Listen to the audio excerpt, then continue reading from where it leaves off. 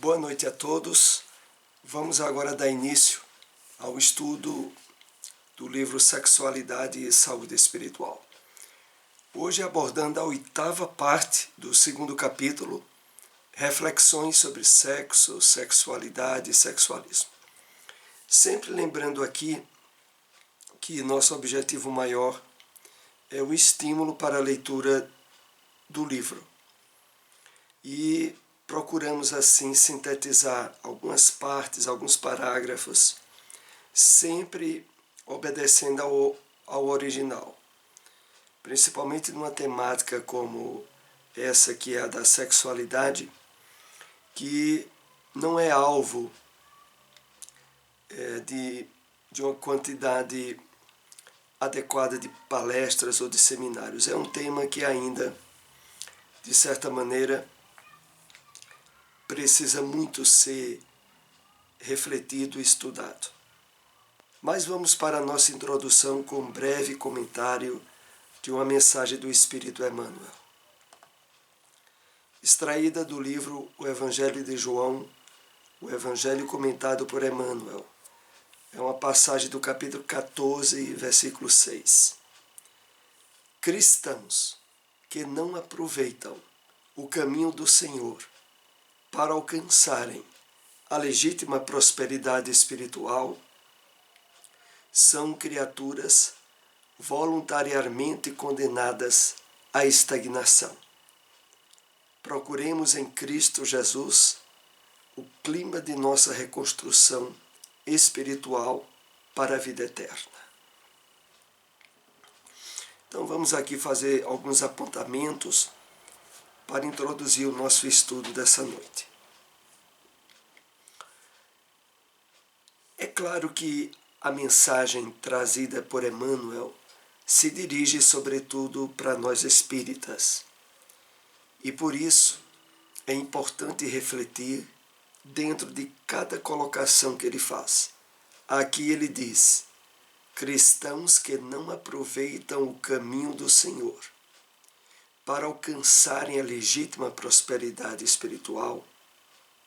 É uma forma indireta e sutil de Emmanuel se dirigir a cada um de nós, para que nós nos posicionemos e reflitamos sobre como é que nós temos aproveitado o caminho, as orientações, as diretrizes do Evangelho de Jesus. E por isso ele continua: para alcançar a legítima prosperidade espiritual, são criaturas voluntariamente condenadas à estagnação. Voluntariamente é por deliberação própria, por diretriz pessoal, que na verdade não deveria, o ideal não seria agir dessa forma. E por isso ele continua: procuremos em Cristo Jesus o clima de nossa reconstrução espiritual para a vida eterna. Aqui tem um ponto que é muito importante aprofundarmos o entendimento nosso, porque ele diz assim: procuremos em Cristo Jesus o clima de nossa reconstrução espiritual. Ele aqui nos estimula a que procuremos, a princípio através da reflexão, mas sobretudo do sentimento, de percebermos o clima é todo o campo de vibrações novas, de propostas novas que recebemos através da palavra do Cristo. E por isso, um ponto básico que nós sempre precisamos estar atentos é: o que é que eu tenho para melhorar em mim mesmo? Quais as áreas às quais eu preciso dar maior atenção para que eu tenha atitudes e comportamentos em harmonia com o Evangelho do Cristo? É nesse sentido que Emmanuel aqui nos convida a essa reflexão sobre a reconstrução espiritual para a vida eterna, E vamos para o nosso estudo dessa noite. Até o nosso último encontro, nós fizemos diversas abordagens no capítulo 2 em torno da homossexualidade. Hoje nós iremos dar início, dentro do mesmo capítulo, a uma segunda parte de temas que o livro nos propõe. Hoje nós iremos abordar as parafilias, ou distúrbios da sexualidade. E hoje iremos tratar, nesse primeiro encontro, a respeito da pedofilia. Mas voltemos aqui a esse primeiro parágrafo separado nessa temática. Parafilias, distúrbios da sexualidade, se caracterizam pela preferência ou obsessão por práticas sexuais socialmente não aceitas. Dentre elas, a pedofilia é a mais hedionda. Quais as causas espirituais da pedofilia? Então, logo no início da temática, nós somos chamados a refletir, do ponto de vista espiritual, quais os fatores que estão por trás desse grave distúrbio da sexualidade. E isso nos é proposto refletir porque, de fato, nós aprendemos que tudo aquilo que se manifesta, que se evidencia no mundo material, tem a sua matriz, tem o seu padrão original dentro da perspectiva espiritual. Então, o que é que está por trás desse distúrbio causador de tanto sofrimento? Nós iremos hoje abordar alguns tópicos e essa mesma temática continuará no nosso próximo encontro. Estudos psicológicos e sociológicos, além das expressivas contribuições da pedagogia e da psicopedagogia, formulam que, na raiz da pedofilia, existe algum nível de trauma muito grave que o espírito sofreu em sua infância, em dada reencarnação. Então, atualmente, é assunto de consenso geral na psicologia, na sociologia, na psicanálise, essa vertente de entendimento sobre as raízes do comportamento pedófilo. O que é que há por trás? E aqui é dito logo a princípio a nós o seguinte: há alguma questão ligada a um trauma na área da sexualidade, vivenciada por aquele espírito, ou na infância atual, ou do seu passado encarnatório. Mas houve algo aí que deu campo à abertura para esse distúrbio criminoso, como nós sabemos. Isso corrobora significativamente com os estudos acerca dessa patologia, dessa doença mental, emocional e moral que assola milhares de criaturas e que se expressam, o que se contém, com os conflitos da pedofilia. Vamos comentar esse parágrafo. Isso corrobora, isso fortalece, isso reforça significativamente com os estudos acerca dessa patologia, porque é uma doença com características que atuam na área mental, emocional e moral. E o que é incrível, assola milhares de criaturas. Infelizmente, um percentual altíssimo dos crimes de pedofilia se dão dentro dos próprios lares, através de parentes associados à criança, e que faculta, através de ameaças, né, de medos, a que aquilo não venha à tona.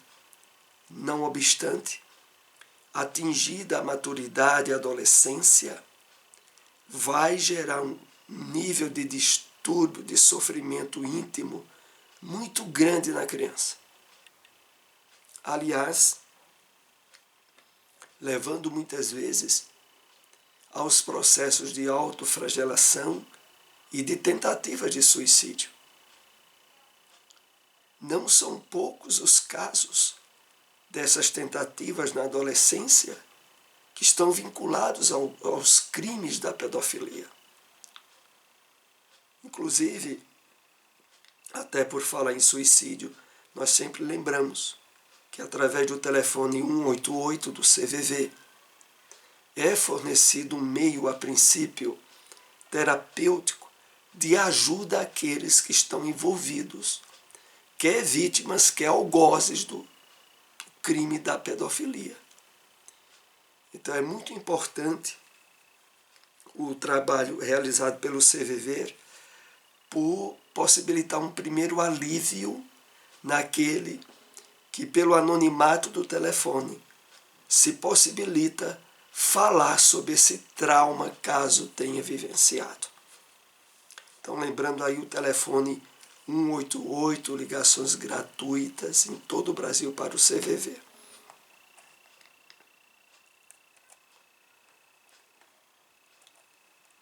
Entretanto, mergulhando no cerne, né, no íntimo, no mais íntimo do espírito imortal, vamos verificar o espírito agredindo a si mesmo, tentando agredir as leis divinas, para agredir ao Criador.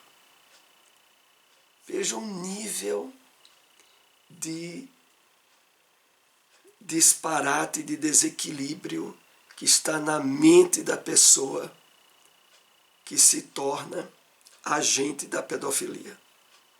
Então, a princípio, observando a questão do ponto de vista do espírito imortal, o que se pode deduzir é que a pessoa, o pedófilo, ele está naquela atitude agressiva, ao mesmo tempo agredindo a uma criança, agredindo também a ele mesmo, em termos psíquicos profundos. E indiretamente é uma tentativa que ele faz ali de encontro ou de agredir as leis divinas, nas quais ele se percebe, mesmo que inconscientemente, de ter sido vítima. E é uma forma também de agredir a Deus, ao Criador. Então, em termos de distúrbio, o da mais alta gravidade a que a criatura humana se envolve. E aí, continuando, não conseguindo, agride a forma, a figura, o símbolo que lhe vem à mente do que possa ser, ao seu entendimento, a pureza, a inocência, a oportunidade de contato com o que existe de mais límpido em si mesmo. Então, a criança ali, que é alvo dessa agressão, desse crime, o pedófilo toma a criança ali como uma espécie de símbolo, pela pureza e pela inocência que é característica da criança, no seu afã de desequilíbrio, de atingir as leis divinas ou o próprio Criador.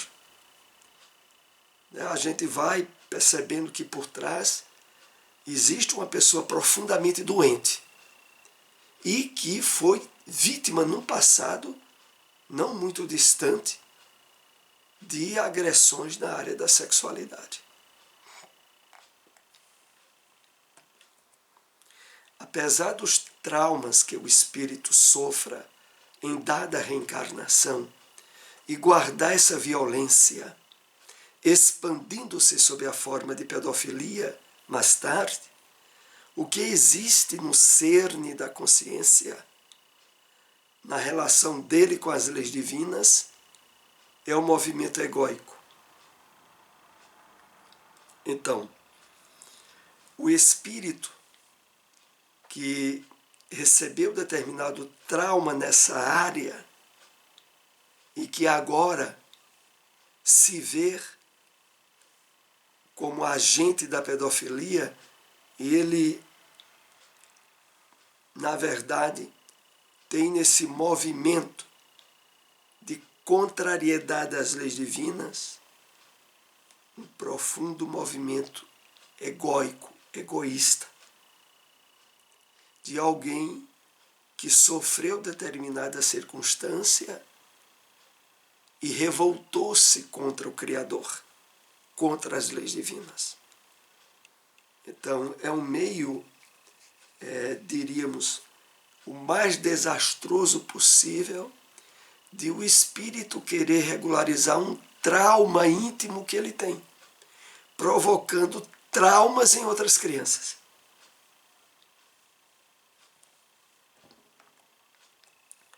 No qual o espírito, nesse sentimento de egoísmo, o espírito quer destruir toda a expressão de sua própria filiação divina e também a imagem da inocência, da profunda pureza que ele está destinada quando ele se tornar um espírito puro e feliz, que deverá vir a ser. Que é preciso aqui, dentro do entendimento que nós temos da lei do progresso e da evolução, de que o pior criminoso em qualquer área, mais adiante, ele se arrependerá do que fez e passará por provas e por expiações, mas que mais à frente, claro, tornar-se-á também um espírito elevado, um espírito puro. Mas, voltando aqui ao início desse slide, o espírito quer destruir toda a expressão de sua própria filiação divina e também a imagem da inocência, que está íncita em todos nós e que por mais que nos desviemos das leis divinas, mais adiante retornaremos à harmonia com elas. O espírito vê a figura da criança e quer combater a própria criança interior. Quer massacrar a sua criança interior. Vemos que existem duas questões a serem estudadas: a figura psicológica da criança e o ato sexual em si. Lembrando aqui uma obra psicografada por Divaldo Pereira Franco, Sexo e Obsessão, que aborda ao longo de toda a história do livro essa questão da pedofilia, vivenciada por um padre na Igreja Católica e que, ao longo da história, é mostrado esses fatores reencarnatórios. Mais adiante, as questões intrínsecas do crime, aonde não poucas vezes vítimas de hoje são algozes do passado e que se reencontram, e a terapêutica espírita associada à terapêutica médica e psicanalística, porque o distúrbio da pedofilia é de tal monta que normalmente, numa possibilidade de tratamento, de recomposição, há de se aliar pela psiquiatria a questão do medicamento, a questão de acompanhamento psicológico e, se possível, o amparo, também a assistência em termos espirituais. Então eu deixo a indicação desse livro, Sexo e Obsessão, um livro de uma leitura que prende, esclarece e que trata em detalhes a questão do crime da pedofilia. É a história do padre Mário. Então, voltando aqui a esse texto, o espírito vê a figura da criança e quer combater a própria criança interior. Vejam que situação. A pessoa está num nível de distúrbio, de desequilíbrio psíquico, onde ele agride a criança numa tentativa de combater a própria criança que ele traz dentro dele e que sofreu possivelmente abuso nessa área, que é na presente encarnação ou encarnação passada. Então a gente vê que dentro das leis divinas,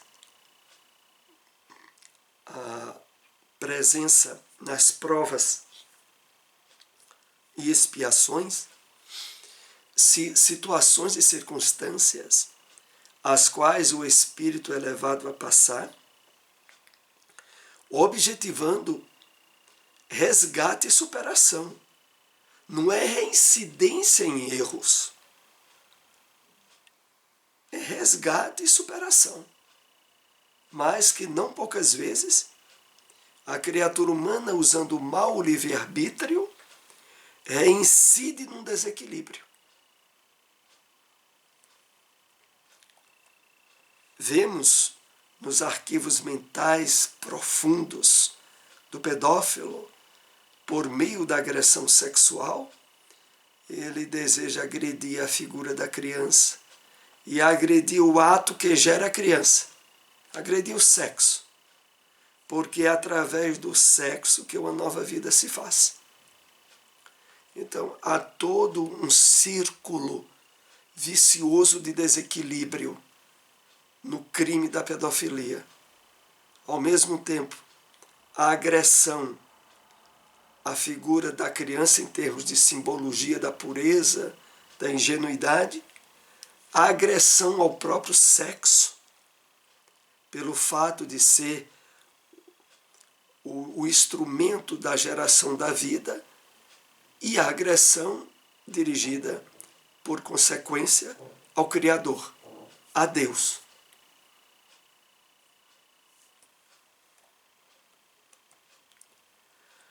O espírito, em sua doença, sem o perceber, quer destruir a imagem de Deus e, ao mesmo tempo, destruir a existência por onde as criaturas humanas devem nascer.